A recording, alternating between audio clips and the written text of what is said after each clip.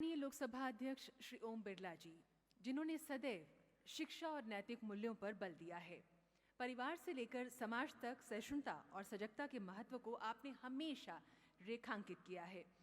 हम सब ने देखा है किस प्रकार सदन में माननीय अध्यक्ष जी सबको साथ लेकर चलते हैं। हम उनसे निवेदन कर रहे हैं आशीर्वचनों के लिए।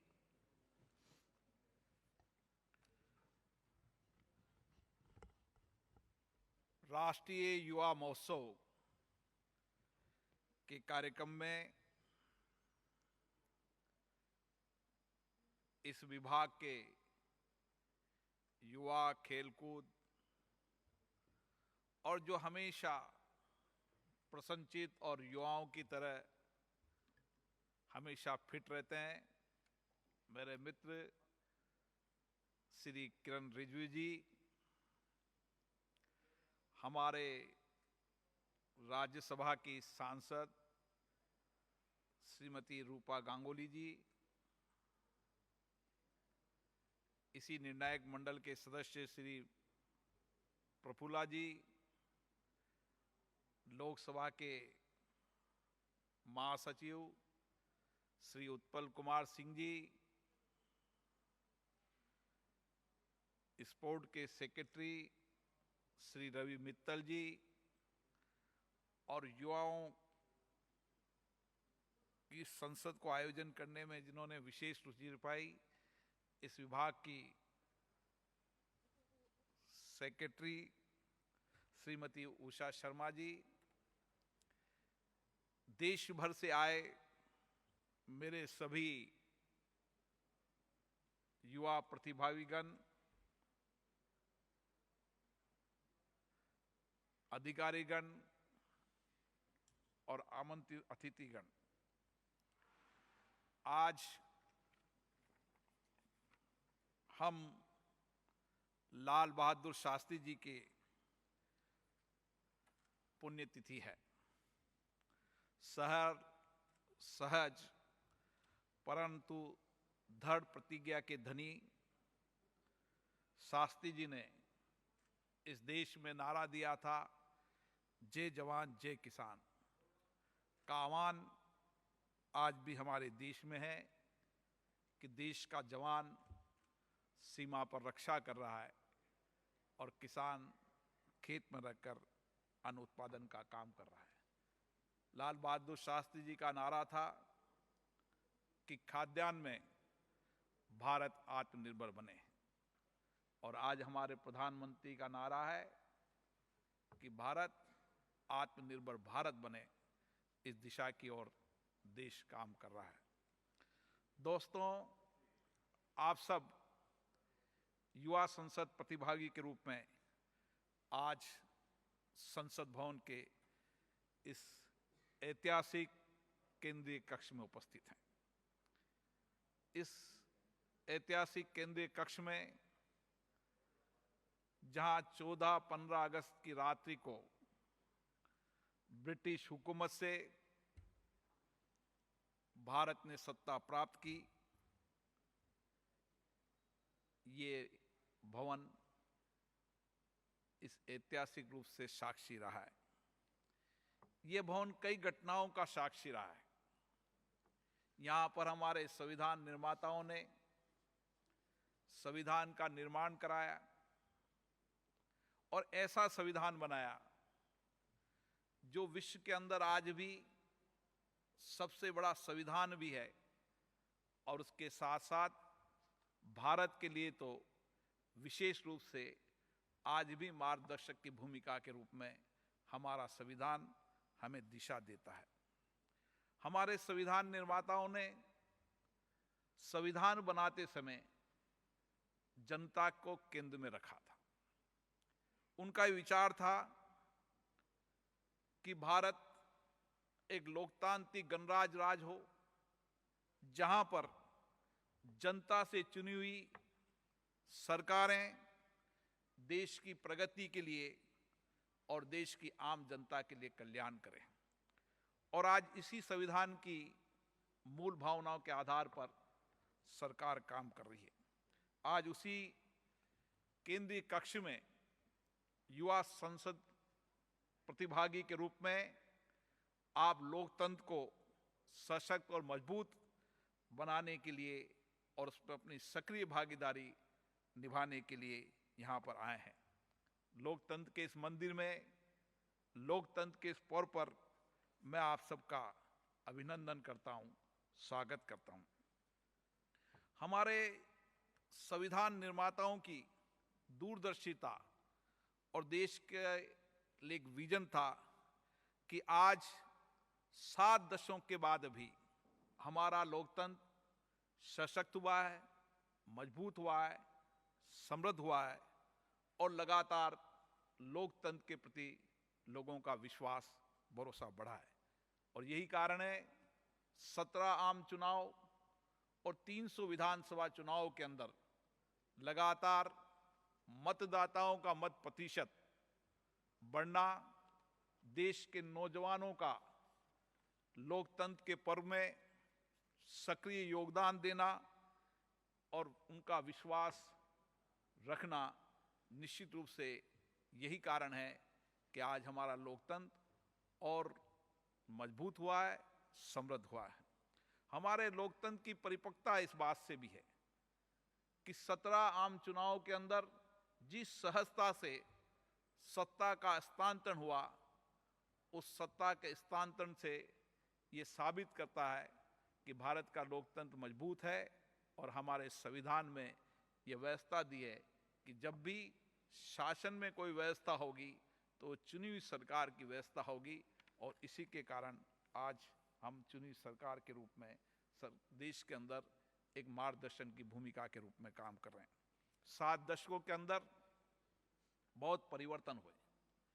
इन परिवर्तनों का साक्षी ये केंद्रीय कक्ष है, जहां पर आजादी के बाद हमारे चुने हुए प्रतिनिधियों ने देश के लिए योगदान दिया, देश को आगे बढ़ाने के लिए संकल्पित होकर काम किया, जिसके कारण हमारा देश आज लगातार आगे बढ़ रहा है। ये बात सही है कि स्वतंत्रता के पूर्व एक समय था जब हमारे नौजवानों ने देश के लिए आज़ादी दी, आज़ादी के लिए कुर्बानी दी, बलिदान दिया और उन्होंने संघर्ष में अपनी मातृभूमि के लिए सब कुछ न्यौछावर किया। आज स्वतंत्रता के बाद की स्थिति कुछ और है। उस समय की परिस्थिति के अनुसार युवाओं ने बलिदान देकर देश को आज़ाद कराया था, लेकिन आज इसी भावनाओं को हमें रखते हुए किस तरीके से हम भारत को सर्वोच्च बढ़ा सकते हैं, इस देश की प्रगति को आगे बढ़ा सकते हैं, इस दिशा के अंदर हमें काम करने की आवश्यकता है। और ये जिम्मेदारी इस देश के नौजवानों की है कि हम किस तरीके से आज़ाद भारत में हमारा सर्वाधीन योगदान देकर, सक्रिय योगदान देकर इस देश को आगे की ओर बढ़ाएं और इस देश की प्रगति के लिए हमारा योगदान दें। साथियों, आज ये दायित्व, ये कर्तव्य आप सबको निभाना है। हमें इस देश को बहुत ऊंचाइयों पर ले जाना है और इस देश को ऊंचाइयों पर ले जाने में अगर सबसे बड़ा योगदान हो सकता है तो देश के नौजवानों का हो सकता है। इसलिए हमारा दायित्व भी है, कर्तव्य भी है कि हम देश को आगे बढ़ाने के लिए किस तरीके से हमारा योगदान दें। इस दिशा के लिए आज आप यहाँ बैठे हैं, अपने विचार व्यक्त करेंगे कि किस तरीके से हम देश के अंदर परिवर्तन के दौर को आगे बढ़ाते हुए इस देश को प्रगति की ओर ले जाएं। ये बात सही है, 7 दशकों में हमारे नेताओं ने इस देश को आगे बढ़ाया है। हमारे प्रधानमंत्री नरेंद्र मोदी जी ने इस देश के अंदर एक नई दिशा दी, देश के नौजवानों को एक ऐसी दिशा दी कि आज हर नौजवान नई तकनीक से, नई इनोवेशन से, नई सोच से, नए विचार से, नए नवचारों से इस देश को प्रगति के लिए अपना योगदान दे रहा है। एक सक्षम नेतृत्व की एक दिशा होती है कि किस तरीके से हम देश के नौजवानों को एक दिशा दें कि देश का नौजवान नए नवाचारों के माध्यम से इस देश को आगे बढ़ाने का काम करें। और हमारे प्रधानमंत्री जी हमेशा इस देश के नौजवानों पर बहुत विश्वास और भरोसा करते हैं कि देश को आगे बढ़ाने का काम करेगा तो भारत का ये नौजवान करेगा। और इसीलिए आपकी जिम्मेदारी और बढ़ जाती है कि जब माननीय प्रधानमंत्री जी नारा दिया है, आत्मनिर्भर भारत। इस आत्मनिर्भर भारत को अगर सशक्त और मजबूत करना पड़ेगा तो इसके लिए हमें नए इनोवेशन करने पड़ेंगे। नए स्टार्टअप के साथ इस भारत को ऊंचाइयों पर ले जाने के लिए हमारे योगदान को और मजबूती से देने की आवश्यकता है। इसीलिए हम सब मिलकर प्रयास करें कि किस तरीके से हम इस देश के अंदर समाज के अंतिम व्यक्ति तक का कल्याण कर सकते हैं। हमारी कोशिश होना चाहिए कि हम समाज के अंदर बदलाव में हमारा क्या योगदान है, हम किस तरीके से समाज के इस बदलाव में, समाज के अंतिम व्यक्ति के जीवन में बदलाव करने के लिए एक देश के नौजवानों की क्या भूमिका होनी चाहिए, ये आज हम बैठकर चर्चा करेंगे, संवाद करेंगे। और हमारे मन में हमेशा एक ही विचार होना चाहिए कि मेरे लिए मेरा देश प्रथम है, नेशन फर्स्ट। इस भावना के साथ अगर हम काम करेंगे तो दुनिया के अंदर भारत को सबसे आगे बढ़ाने का काम करेगा तो भारत का नौजवान करेगा। इसीलिए मुझे आशा है कि ये अपार युवा शक्ति भारत के नवनिर्माण के अंदर महत्वपूर्ण योगदान देगी और हम इस देश को नई प्रगति और नई ऊंचाइयों पर ले जा सकेंगे। साथियों, आज दुनिया के अंदर सबसे विशाल युवा जनशक्ति है तो भारत की है। ये विशाल युवा जनशक्ति भी है, उसमें नई ऊर्जा है, नई शक्ति है, नई इनोवेशन करने की ताकत है। दुनिया के अंदर जब स्टार्टअप का काम प्रधानमंत्री जी ने शुरू किया तो सबसे ज्यादा स्टार्टअप बनाए तो भारत के नौजवानों ने बनाए। किस तरीके से डीआरडीओ के अंदर एक 35 साल से कम उम्र के नौजवानों ने उस डीआरडीओ के अंदर सैनिक कार्य के अंदर और किस तरीके से हम नए इनोवेशन के साथ आगे बढ़ा सकते हैं, इस काम किए तो हमारे नौजवानों ने किया। आज ये आपने पढ़ा होगा कि हमारी महिला पायलट ने किस तरीके से इतनी लंबी दूरी को प्राप्त किया। आखिर हमारे पुरुष नहीं, हमारी नौजवान महिलाएं, चाहे वैज्ञानिक क्षेत्र पे हो, सीमा के क्षेत्र पे हो, चाहे हवाई जहाज के क्षेत्र में हो, कोई ऐसा क्षेत्र नहीं देश के सामाजिक आर्थिक हर परिवर्तन के अंदर अगर अग्रणी भूमिका निभा रही है तो हमारी युवा महिला निभा रही है। इसके लिए भी मैं उनको विशेष रूप से धन्यवाद दूंगा। कल जब एक महिला नॉर्थ ईस्ट की यहाँ पर भाग लेने आ रही थी तो उसके साथ जब प्रयास किया तो उसने किस तरीके इसका जवाब दिया, ये हमारी महिलाओं की उस शक्ति और सामर्थ्य को दिखाती है। इसलिए दोस्तों, लोकतंत्र के अंदर जब बैठकर हम विचार विमर्श करते हैं तो लोकतंत्र की ये एक विचार होता है कि किस तरीके से हम अपने विचारों को, अपने अनुभवों को, अपने नवाचारों को साझा करें। और आज आप देश के अलग अलग कोने से आए हैं तो किस तरीके से हम देश के उन तमाम हिस्सों को सामूहिक रूप से आगे बढ़ाते हुए किस तरीके से अपने अपने विचार, अपने अपने अनुभव अपने क्षेत्र के लिए रखें और किस तरीके से उन विचारों, अनुभव के आधार पर हम देश को आगे बढ़ा सकते हैं, लोकतंत्र को और मजबूत कर सकते हैं। इसके लिए आप युवा संसद के रूप में आए और मैं आज देख रहा हूं कि आप सब नौजवान यहाँ पर आए हैं, आप प्रतियोगी के रूप में भी भाग लेंगे, लेकिन एक युवा संसद का लघु रूप में यहाँ पर देख रहा हूँ। मुझे लग रहा है कि किस तरीके से हमारा नौजवान आज युवा संसद के रूप में अपने विचारों, अपने अनुभवों को साझा करेगा। ये बात सही है कि दुनिया के अंदर भारत एक ऐसा लोकतंत्र है जहाँ पर अलग अलग विचारधारा के लोग आते हैं। राजनीतिक विचारधाराएं अलग होती है, प्रतिबद्धताएं अलग होती है, अलग अलग क्षेत्र से आते हैं जहाँ अलग अलग बोली, खान पान, वेशभूषा है।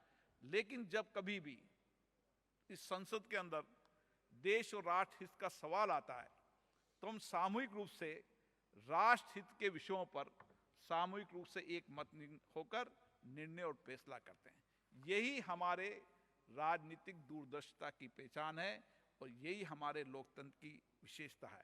आप आज अलग अलग गांव, अलग अलग क्षेत्रों से आए हैं और यहाँ पर एक युवा संसद के रूप में आप अपनी अपनी बात को विचार रखेंगे और अनुभवों को साझा करेंगे। मुझे आशा है कि हम सबके मन में एक ही विचार होना चाहिए कि हम किस तरीके से अपना सक्रिय योगदान कर इस लोकतंत्र को और सशक्त और मजबूत कर सकते हैं। आज आवश्यकता इसी बात की है कि हम केवल एक मतदाता के रूप में नहीं रहें, क्योंकि देश के अंदर जब संविधान बनाया था तो संविधान बनाते समय उन मनुष्यों ने ये बात रखी थी कि केवल मतदाता के रूप तक हम देश के नागरिकों को सीमित नहीं रखना। हम मतदाता के रूप में जनप्रतिनिधि को चुनते हैं और जनप्रतिनिधि उस समाज की अपेक्षा आकांक्षाओं को इन लोकतांत्रिक संस्थाओं के माध्यम से अपनी बात को रखते हैं।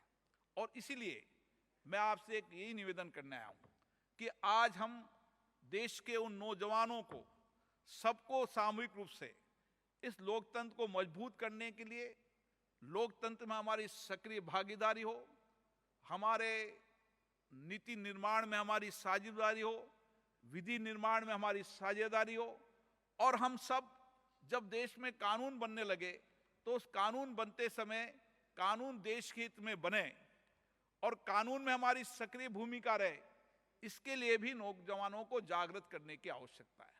और मुझे आशा है कि आने वाले समय के अंदर भारत का नौजवान जिस तरीके से सक्रिय रूप से लोकतंत्र में सहभागी बन रहा है, अपने विचारों को, अपने अनुभवों को समय समय पर अपने जनप्रतिनिधियों के माध्यम से इन संसद, विधानसभाओं और चुनी संस्थाओं में अपनी बात रखने का, उनको नवाचार करने का समय समय पर कोशिश करेगा, सहभागी के रूप में काम करेगा।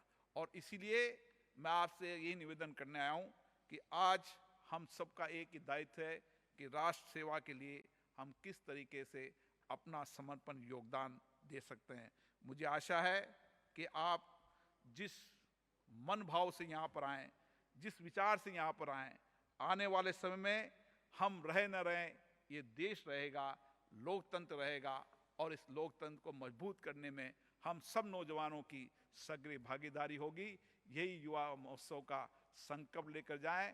मुझे आशा है आपका संकल्प, आपका विचार इस देश में नए परिवर्तन की ओर बढ़ेगा। और विशेष रूप से इस केंद्रीय कक्ष में आज जब अपने विचार रखेंगे तो देश को लगेगा किस तरीके से हमारा नौजवान इस देश की समृद्धि और देश को ऊंचाई को बढ़ाने के लिए लोकतंत्र के माध्यम से सक्रिय सहयोग कर रहा है। आप सब यहाँ पधारे। मैं लोकसभा अध्यक्ष के रूप में इस केंद्रीय कक्ष में आपका पुनः बहुत बहुत अभिनंदन करता हूँ, स्वागत करता हूँ।